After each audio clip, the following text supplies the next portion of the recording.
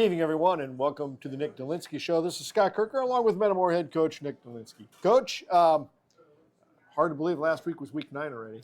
Yeah. We talk about it all year, but how quickly it moves. But, regular season's over, so season number 1 is done, and time to start focusing on the playoffs, and let's play as many weeks as we can. Yeah. Week 9 for you, a pretty tough opponent. Dunlap Eagles came to town. They had been on a 2-game losing streak. They were still a pretty solid football team. Yeah, I talked to one of their coaches, and they were pretty disappointed in how they came out against Morton. Obviously, they came out with a little bit more zest for us this week. But you look over the last 3, 4, or 5 years, it's a one-score game between us and Dunlap, just about every time. Look at the same thing with with Morton. Morton's a 20-19 game against, against Dunlap. We're in a one-score game. It's overtime, one-score game, which is even probably closer than a 20-19 game, if you can think about it that way. We knew we were up for a really good opponent. We had to make sure we played really well, and I thought we did a lot of really, really good things. Just a couple plays we couldn't quite finish, and I think they kind of wore on us a little bit. They're huge. They were big. Height-wise especially. Just that length kind of gets to you as much as the weight. But we just couldn't get either the first down we needed or get that stop that we needed there towards the end of the game. And then just an absolutely unbelievable, freakish athlete play to kind of turn the game there in the start of the second half when, we were feeling really good offensively about what we were doing. We had 2 out of 3 drives, put them in the end zone, long, sustained drives. Both sides were eating clock, so you knew it was going to be a number of possessions game and how many can you put on the board. And, but that was a tough one. And you were moving the ball to start the second half. Yeah, we were 3 plays in, and we called a typical run with an RPO action on a stick route to Jason Pickles, and a kid going to Alabama gets all 6'6" and catches a fastball from 2.5 yards away from Stephen Petrie. There's not a whole lot of guys that are going to pick it. Might be a lot of guys that get a hand on it, knock it down, but most of them aren't going to two-hand catch it and then run 35 yards for a touchdown. So it just died in his arms. Yeah, he just went up above his head, and it just ended up right in his hands. Now it was an above the head 2-hand thump. You can almost hear it on the field, because Steven throws the ball pretty well, and it was one of those where we got to zip it in there, and just not quite enough zip to get away. That guy's been on the jugs machine and been really, really close. But man, it was a freakish play because I was sitting there watching it, and I'm going, right call, in terms of what we wanted. Right read by Steven, just really, really good player making a really, really good play. Yeah, and sometimes you just can't do anything about that. Yeah, you got to tip your cap there. And then we come right back, though. Come back down and get a score to go up about 23-16. And then we just couldn't put the other next 2 drives. The big interception by Jadon and the drive that we couldn't go score. We get the holding penalty to start that drive. We almost get Steven down the sideline on the QB counter, and the corner just clicks his heel. And, not only did we not score on that, we ate up a bunch of time, and we gave him the ball back, and we get a stop then, and then we just couldn't go finish it with 8 minutes to go. Yeah, it was a game of inches. Yeah, I didn't realize that we were only a half yard away from the first down there on the 4th and 4 play. About a foot. It looked like a football. Yeah, football. It looked like a football. So, we had an opportunity there. Steven did just about everything right, and just can you get the guy blocked just a half second longer? Can the next guy get through and get a piece? And just couldn't quite get her done. It reminded me a lot of the game we played. I believe it was in 16 against Canton, and we lost to him in overtime also. Yeah, there was a lot of points in that game. They were coming out in their spinner series. Yeah. We just came off the big win against Washington. It was homecoming, and we scored a lot of points, but they scored a lot of points too, and we just couldn't quite get that one as well. And that one, if we get a first down, we can salt the game away. Mm-hmm. And we ended up being really close, but just a little short. And then the other team went down and tied it and went overtime. Yep, and it's very, very reminiscent of that same situation. But yeah, we were just, some people we weren't thinking about punting there. We're across midfield. We're trying to take the ball. And we knew that if we got the one more first down, then they're going to start thinking about using their timeouts. And then even if we don't get the first down, the next one, now their timeouts are used up, and it changes the whole drive for them. And, we got the ball at the 39, have a first down, and then, we knew there were 2 more first downs from there from finishing it. And, getting that second one, but getting the first one, Mark Asherman was a great run on third and eight to break a tackle and got a little misdirection, and he was able to slip a tackle, and Mark's been really good for us, and for sure. And that's a big time run in a big time. For sure. He's been really good. I thought you had a lot of players make like Pickles made some big plays. Mm-hmm. Of course, Jadon made some big plays. McMillan made some nice plays. Yeah, I mean, so did Petrie. It's just one of those games where you're playing a team that's pretty equal to you, and you just got to make enough plays, or your secondary people have to make enough plays to give you a chance to win. And Sutter only had one catch against us. On the other hand, though, he had one catch against us to house it for 6 points. Yeah. And if you told me that, after 2 years that a kid going to Alabama had 2 total catches or 3 catches against us in 2 years, I'd feel really good about our chance to win. But he scored 12 points, all of them on defense against us. Yeah. So that's so in terms of where he's going to go do in college, be an offensive guy, he's been a pretty impactful guy for us defensively. Yeah, I'm sure Stephen Petrie doesn't really. Yeah, you probably see that one. No, you see that one. Got him in the face, and then he fixed one off of him. And I mean, it's kind of similar situations in the game, or field position wise. But it just is one of those that are there some calls that I'd like to have back? Yes. Do we have some plays defensively and offensively that our kids would like to make a play? But I'm sure Coach Caslett and those guys are saying, boy, there's a couple plays earlier in the game that, if we had made this call or we did this, then we wouldn't have been in overtime to begin with. So good news is we talked about it in film that the mistakes that we made Friday night, we get a chance to fix. But moving forward, you make a mistake, there's very few chances to fix it because you'll be turning your gear in. Yeah, and it's you lose now and you're done, like you said. Yep. I thought that in that game, though, too, I thought, a lot of people say, well, they were killing us or gashing us with the run. They were awfully big up front. Yeah, I mean, we made some adjustments and, it's kept, but they're good. I mean, like, good teams find some windows, and still was 23 points, right? They really scored 16 points defensively against us till overtime. They had the one run there early in the first quarter, second quarter, whatever it was, they had the long run there for 30 yards for the touchdown, heading north, and yes. But after that, the problem was, though, they were kind of in that point when, the biggest worry that was we were going along, they scored there at the end of the half, or at the end of the second half to take the lead. Their 5 yards were easier than our 5 yards were at the end there. And Jadon a little dinged up with some calf cramps and, didn't know exactly where he was for overtime. And but even watching the overtime, we run the little swing pass out to Jadon, and Steven, who's probably 9 out of 10 times putting it right in the right spot, kind of puts it behind him, slows him down. But you watch on film, we got 2 guys in really good positions with angles. He's probably going to outrun the inside guy, and we got a chance that we go put that in, but instead we don't. It's 3rd and 13, and 3rd and 13 in overtime is a challenge. 4th and 14 or 4th and 13 is even a bigger challenge. So we did what we could in that spot. Maybe a better first down call might have been different. Trying to find a little different second down call. We go back and look at things, but we're trying to play to our best players there in the overtime, and we just didn't quite get it done.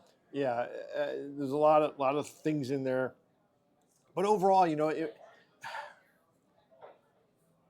I always, there's a little part of me that dies every time Metamore loses. I know that feeling. Yeah. But it was a really good football game, and I thought your kids played really hard. And you can't say, well, we screwed this up. There was none of that. Yeah, I mean, our kids play hard, and we know that, and they care. And there was no, putting their heads down after overtime. Everybody in the huddle was like, all right, let's go put this in. Let's get to a second overtime, or let's go for 2 to go win it, which is probably what we would have done. So there wasn't none of that. And there wasn't any, back talking, and they're bickering at each other about, hey, we got to get better to do this, blah, blah, blah. None of that happened. Jadon gets a little dinged up here and there. I think the next kid steps up. It's Braden Bittner now covering Sutter, and Jason Pickles is going to go cover number 1. And everybody knows their role. And they did a nice job. Yeah, I mean, we step in there, and you do what you're supposed to do. And Mark, it's 8 minutes and 20 seconds to go, and we're trying to run the clock out. And there's Mark Ashman, a sophomore, in there.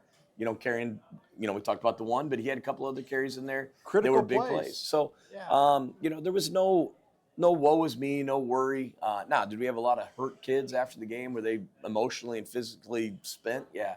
And they care. Without a doubt. And there's nobody caring more about a loss than us. maybe you. But outside of you, that'd be about it. But, I mean, it just you never want to see the kids lose. We don't. And we want to make sure that we keep our kids in the best place at all the time. And, when I go back and reflect on the game and, those are things when you lay in bed and you just kind of sit there and you just have repeats in your brain trying to figure out, what could I have done differently? What could we help the kids do differently? Could we have prepared better? To try to make sure that it doesn't happen again. And, and we feel that, 9 out of 10 times we play a team that's of equal talent level, we got a real good chance to win every time. Sure. Can we get our kids in the right spot? And, we just couldn't quite get them over the hump, Friday night. And if we get up 2 scores, boy, it changes the game in a hurry. And we just couldn't get that second score. Either, the repeat of, where we deferred, we scored right there before the end of the half. We get the ball to start the half. You try to win that middle 8, or in high school, probably it's a little bit more than just the middle 8 because they're 6-minute quarters. We had that opportunity, and then, we throw the pick. But and to me, that was a takeaway, not a turnover. And that's taking the ball away. And that's the way those games, when big-time kids make plays. And then Jadon makes a big-time play, too. Yes. Gets the big return. So, all those things kind of wash themselves out. It's just, now it's all about getting ready for, week 10. Yeah. And kids understand where they're at and, what we have to do to keep progressing through the playoffs. And we're excited about that opportunity. Yeah. And, the other thing, too, I thought that your team did a really nice job the other night was, when the other team answered us, your kids didn't hang their heads. They did come back every time and then put together a really, really nice drive. Yeah, I mean, I thought we've done that pretty much all year. We've been very resilient, understanding that, that idea that we really stress about, next play mentality. You can't really fix anything that happened before. Let's go get the next one. Best of our ability, the whole idea of we talk about being smart, tough, and reliable, all those things, piece themselves together. So, I mean, there's never any downers. There a lot of good encouragers. We got a lot of good captains, a lot of good leaders, a lot of good leaders that aren't the captains because it doesn't always have to be a captain named to be a good leader amongst the group. And, and we just keep plugging away, and that's what you got to do. I mean, there's going to be some tough times here in the playoffs that that we're going to have to make sure that we are resilient enough to overcome that and then go make a play ourselves. Yeah, and you do have 4A is loaded. Yeah, I mean, there's talk of, it was earlier, and it's like, hey, you guys are going to fall 4A, that'd be great. And you're like, okay, yeah. And then you start looking, and there's some monsters out there. Montini's the number 8 team in the state of regardless of class. And, Morris is is in our little grouping, and you got Rochester second, our Griffin in the south. And you got Rochelle in the north, who's been really, really good in a very tough conference, so it's not like we're playing teams that are we're the big dog coming into a 4A situation. There's a lot of big dogs in there. And, back last time we were 4A, we were, right at the very top, and we were in the south, and put us in a pretty good spot. We had the big game against Rochester, obviously, and then another bigger game against Rochester where they got us the second time. But, I mean, it's not quite the same. I mean, there's some really, really good schools in here, and we got to make sure we come out playing really well. And it starts with week 10 with South Shore, another 7-2 team out of the Chicago area. So, I mean, we got our hands full. We'll talk a little bit about the upcoming playoff game and our brackets and everything, and we'll talk about all those guys. And Coach, when you look back on this regular season now, pretty solid. So you went 7-2. The 2 teams you lost to, they're in the playoffs also, and Washington, a really good football team. They're going to make some noise in 5A. I think Washington's got a great draw. And I mean, I hope Coach Stevens and the boys and over there, can finally get to that next hump because they've been really, really close. And since we're not with them in 5A, we wish them all the luck. Yeah. And, and Morton, I think they have Thornton Fractional South coming to Morton. And, you got Pekin and Dunlap. They're going to square off again. Yep. They had an overtime game earlier in the year, so they'll get to match up again. And so at least they're guaranteed one Middle Illini team that's going to advance out of that group in 6A, I believe. Yep. So, man, there's a lot of really good representation in the Middle Illini Conference, and you came out of it 7-2. Yeah, I mean, getting to second place in the conference, would love to have it by ourselves. End up sharing it with Dunlap, but I mean, we're always going to be right there. And we knew going into the season that Washington was still probably the big dog, and are we going to be ready to run with them yet? We weren't quite there. Week 3, who knows? As the season contributes, who knows? Yep. But then we knew, and we talk about this every year, that it's us, Dunlap, Morton, Pekin, kind of all fit into that same realm, and we just beat up on each other, and it's not unusual that we beat a Pekin and Morton, and a Morton beats a Dunlap and the Pekin, or the Pekin beats Dunlap. Within that grouping, there's just not a big gap between us. No. And I think that's the big thing that we need to understand is, what are we going to do to get that win? And not be disappointed. I mean, frustrated. Oh, yeah. But know that you have to come back and get back after it. And but 7-2 is kind of not where you want to end. But when you overall reflect upon what we had and overcame some different injuries along the way to get here. Yeah, I mean, successful, yes. Is there plays out there that we would love to have back to improve that record from a 7 to an 8? Absolutely. But you can't fix those. We can only look forward. And that's what makes it. You build some character with that, and your kid. You lost Washington. The next 5 weeks after that, you played some pretty darn good football. Yeah, and I mean, we've had some really good, really good performances by kids. Oh, Jadon with the big game with East Peoria and the playoff atmosphere type game. And a game where we felt we were better.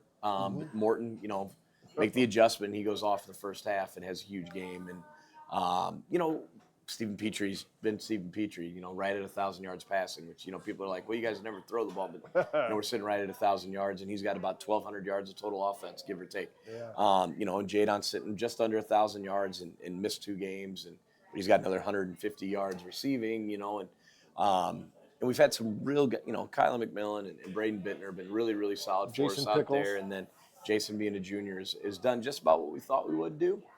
We don't throw it a ton in terms of numbers, but our yardages are pretty big when you're averaging about 22 yards a completion. Yeah.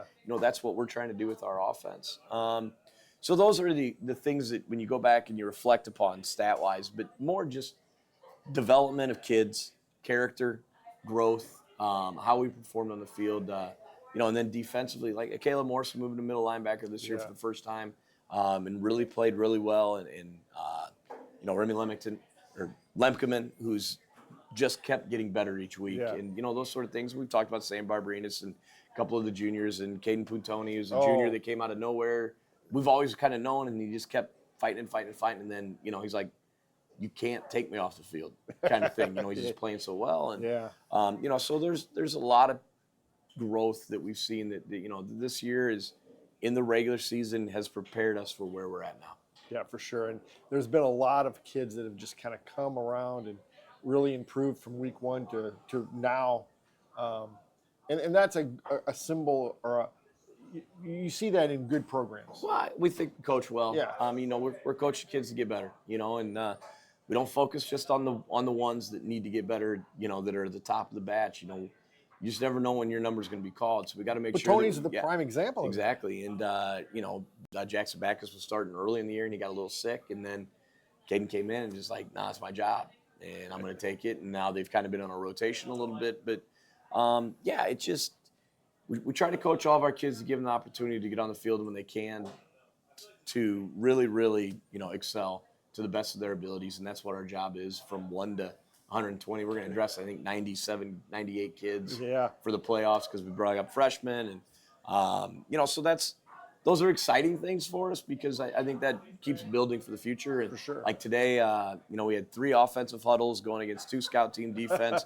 I mean, we had 66 kids that were involved in football activities today. At the same time. At the same time, with probably another 30 that were rotating in and out. So we're just trying to make sure that all those kids, 1, enjoy their experience in football, and 2, if you're going to be with us, we're going to try to make you better. And we've had a couple freshmen that have just jumped out there, and it gets pretty fast in a few times. Yeah. So, but no, I mean, they haven't shied away, and so that's encouraging to, they're filling a role, and, that's how you build a program. And you mentioned all these players. You didn't even start to mention your offensive line, who has really come a long way. Yeah, I mean, we've been really pleased with those guys, and Jeffrey Reyes to – Jeffrey, then to, Evan Groves had a great year after the surgery and way ahead of schedule, which has been great. And Owen Cabell, Riley Blue, and Logan Graff, those 5 up front have been really, really good. And Elijah Edwards has come a long way as a tight end and done some really, really good things. And, that leaves us, Caleb Morrison at the wing and Zeke Brevard, as our H-back guys that have done can really block. And Caleb's a two-way guy that probably, in the end, has probably been on the field more than anybody else in our program. So for sure, yeah. Excuse me there. Thought I was gonna have to get the Heimlich out or something. No, I look at your offensive line though, and what I heard early in the year that it was going to be a work in progress, and by the end of the year you might be pretty good. But they came along a lot further, a lot quicker than. Well, we had to get them there in a hurry, right? Week 3, week 4 doesn't leave a whole lot of room with probably the two teams that we thought were in the top 3 of the league, which ended up being right there with us, Dunlap, Morton, and Washington. But no, I mean, we thought that there was some skill there, and Jeffrey Race has got really good feet. Logan Graff's a big guy, and like you're trying to figure out, well, where do we put them to make them most successful? And one with the big side and kind of a quick side, and not that we'd ever call them that, but that's what it turned into in terms of Jeff and Evan being together, and Logan and Riley. So you've got your big side and you got a pull side, but they can all do everything, and that's.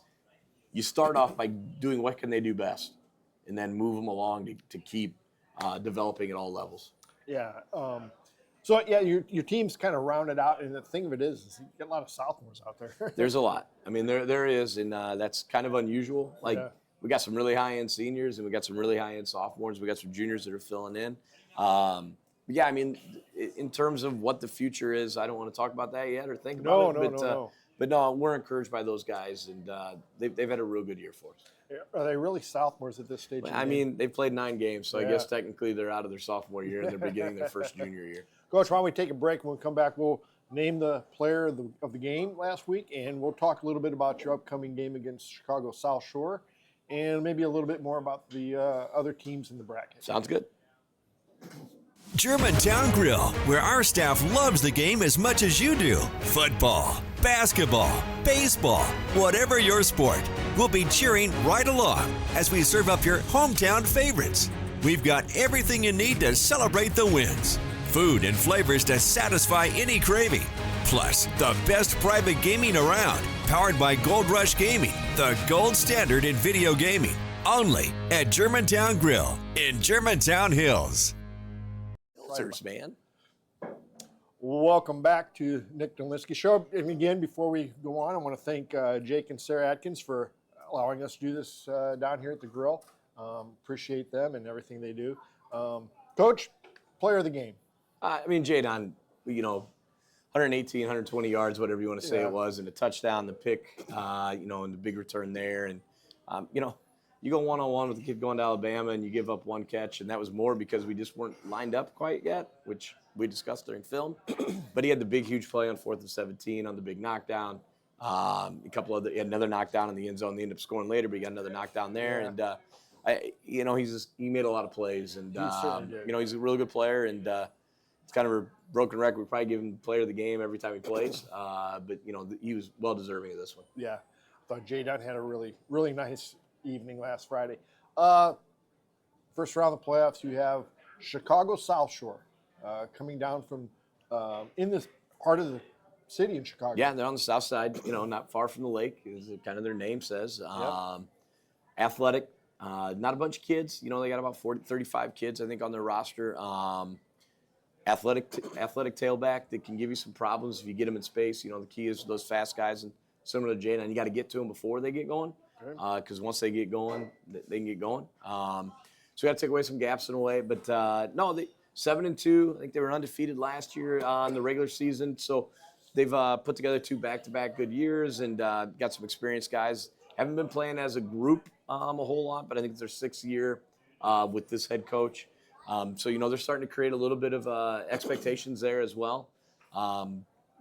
Then defensively, they got some guys going both ways, but they're big up front, which isn't anything new for us. I was going to ask. Yeah, I mean, we've seen a lot of that, but it's going to be all about, can we execute at a level that's higher than they do? And when you get into those weeks, it's all about making sure that you are in your gaps defensively, and then offensively, they play a variety of defenses, so you're never quite sure exactly what you're going to get, but we have a general idea. But we've done a real good job all year, really, of seeing different fronts and being able to adjust pretty quickly. So that's what our week's been, is, kind of throwing, an odd front with an even front and a 4-4 cover 3. And they'll do some mug looks where they'll walk linebackers up. It's just understanding where our gaps are going to be and what we're looking for. So it's a big week for us.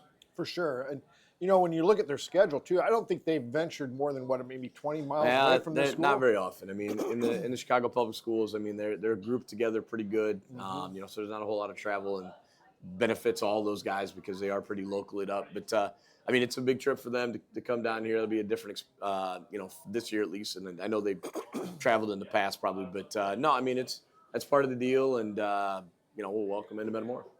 So that'll be Saturday at 1:30. Saturday at 1:30 kickoff. We'd love to have you there. We'll have you there. I know you'll be there. Yeah, for sure. We'd love to have as many people there as we can. We need to have a big crowd, and hopefully we can fill up Malone Field again. And that'll be a really nice Saturday afternoon. I think it's supposed to be decent out too. Maybe a little cloudy, but looks like temperatures will be 50, mid-50s, and it's 1:30 in the afternoon. So perfect football weather. Usually it is, yeah.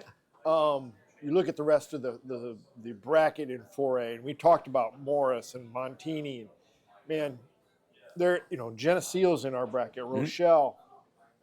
There is a lot of named schools with a long history of football in 4A. There's a lot of who's the public schools, that's for sure. Sure. Starting with us and Morris for the most part. Yep. Rochelle's been right there, and they're usually a traditional quarter finalist. Geneseo's got their fair of championships along the line, and but within our group, and then Macomb and Hillcrest is an interesting one. In our bracket too, and Hillcrest, which is on the higher end of 4A, plays a lot of bigger schools, and then Macomb on the other end plays a lot of smaller schools. So that's an interesting see what happens there. At Macomb, and a Geneseo Rochelle, an old NCIC matchup. For sure. Those are the good old days, and. Not that they played over very often because they're on the other side, Right. So when we were at Princeton, we got to see plenty of Rochelle. We didn't see Geneseo, which wasn't a whole lot of fun seeing Rochelle at that point. But yeah, I mean, there's some big names down there, and then you go up to the north, and it's Montini's, and going to find a way. Peoria Notre Dame's up there, and so there's some things we got to have to work through. But it's one game at a time. But we feed into the winner of Morris and Woodstock, and that would be the next round, and Morris wins, it's a travel to Morris. If Woodstock wins, it's a travel to Woodstock. So as long as we got to get our win, we'll be on the road week 2. For sure. And you look at that. I believe it is Rochelle and Geneseo first round, right? Yep, they have. So that's Kyle Kissick, and I can't think of the name of the coach at Geneseo. He's new. He's from what, Prairie Ridge? Prairie Ridge, yep. He was the defensive coordinator there for a while, and he's kind of a resurgent. A little bit. I mean, there's still a little bit of their traditional Geneseo stuff, but they're doing some different things offensively too. I mean, Prairie Ridge was, famous for their zone or their veer and midline and outside zone, their stuff, So I don't know. I haven't watched much film. I know that, John Schlemmer plays with Sterling, and they got him this year. Yep. So I don't know exactly, but we did play him in a JV game, and and you just never know, like, what is correlating between your JV and your varsity. We're pretty close, and I'm going to assume Geneseo is too. But they were a lot of under center double dive and doing a lot of their traditional Geneseo stuff. So it'd be interesting, but that would be down the road. But that's a first round matchup that'll be exciting. There'll be a lot of people at Geneseo, that's for sure. That was an old school matchup. You're going to see a lot of wing T double dive in that game. I'm over in about an hour, won't it? It won't take very long, that's for sure. And then they're looking at whoever gets that win there when they take on the winner of Macomb and Hillcrest, which, would feed into our quarterfinal. It was kind of nice to see that Green Bay helmet on Malone Field again, wasn't it? Well, sort of, as long as we get the win. And we got the win. That's all that matters. We looked good, too. I said, beating Geneseo any way you can is a good day. And I know that for us old-timers, it means a little bit more than probably the rest of those guys. The kids probably walked off going, who's Geneseo and why did we play the Green Bay Packers? Yeah. I don't know if they have a whole lot of knowledge of the history of where it was, but it's been a while since we played them, and that's part of it. And but no, it was great that they could come down for sure. to get a JV game. But and they was a good team. Yeah, and JV ends up 6-3. Freshmen end up 4-5. So there's a lot of bright things that came out of the underclass schedule this year as well. For sure. Coach, good luck Saturday. And we'll see you at Malone Field at 1:30. We'll do our best, man. That'll do it for the Nick Delinski. Germantown Grill, where our staff loves the game as much as you do. Football, basketball, baseball, whatever your sport. We'll be